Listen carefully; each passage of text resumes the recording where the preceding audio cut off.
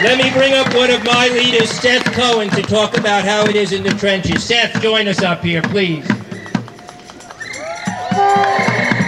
Good afternoon. By day, I'm a public school teacher right across the river in Troy, New York. And I know that's the same kind of support I'm going to hear from my students come next Monday. But why are we here?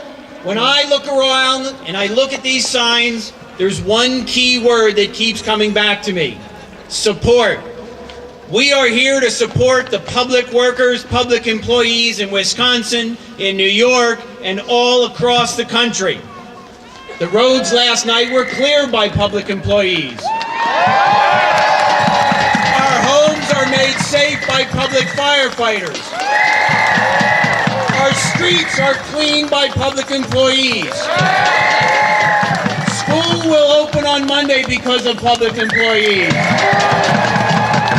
Now, we know that the average worker across the country is under a lot of pressure from this economic downturn. There's a lot of anger out there. There's a lot of fear. And that fear is being played out on the public employees of this country.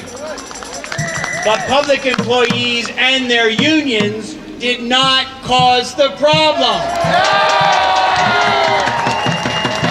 In fact, it will be those same public employees and unions that come up with solutions to those problems.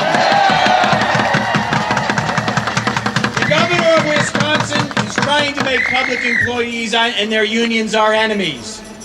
He says the issue is health care costs. He says the issues are pensions and the budget. But we know that's not true.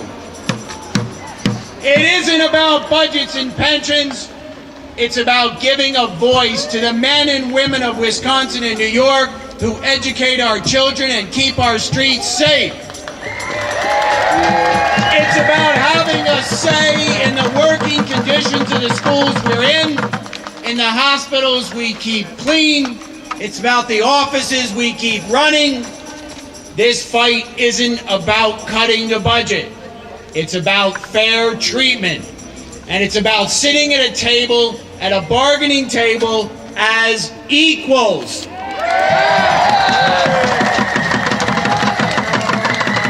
It's about having the ability to talk with one voice to come up with solutions. It's about providing support for the public worker. We know 100 years ago, after the tragedy at Triangle Shirtwaist Fire in New York City, the same kind of rallies were occurring all across the country. In fact, my grandparents in Boston took up a collection to support the women and their families whose lives were destroyed by that fire. And out of that effort, in Boston 100 years ago, a new local of the International Ladies Garment Workers Union was chartered. The same kind of support is happening today all across the country. Collective bargaining has worked in the past, and with your support, collective bargaining will again work and continue to work in the future.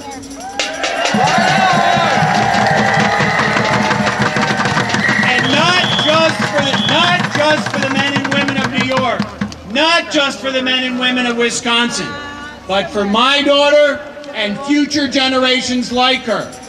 Our voice will not be silenced. Thank